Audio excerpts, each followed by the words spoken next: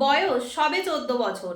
সেই বয়সেই সোশ্যাল মিডিয়ার মাধ্যমে পাশের গ্রামের 35 বছরের এক যুবকের সঙ্গে আলাপ।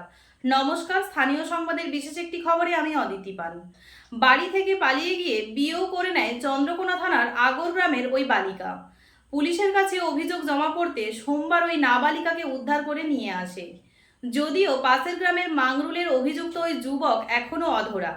পুলিশ জানিয়েছে, নিয়ম অনুযায়ী মঙ্গলবার ওই নাবালিকাকে ঘাটাল আদালতে পাঠানো হয়েছিল।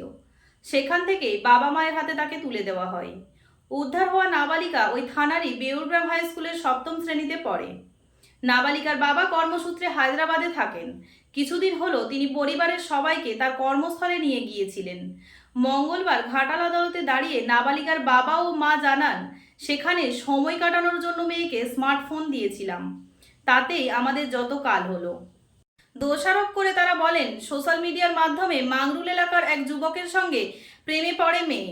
বিষয়টি সেভাবে বুঝতে পারেননি তার বাবা মা।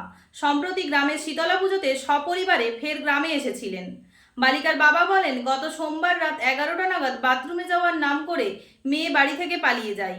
পরে বিভিন্নভাবে খোঁজ নিয়ে জানতে পারেন মাংরুলের একটি বেকার যুবককে বিয়ে করেছেন।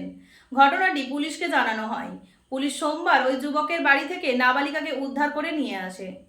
ঘাটাল মহকুমার সমস্ত খবর সঙ্গে সঙ্গে পেতে স্থানীয় সংবাদে চোখ রাখুন। নমস্কার।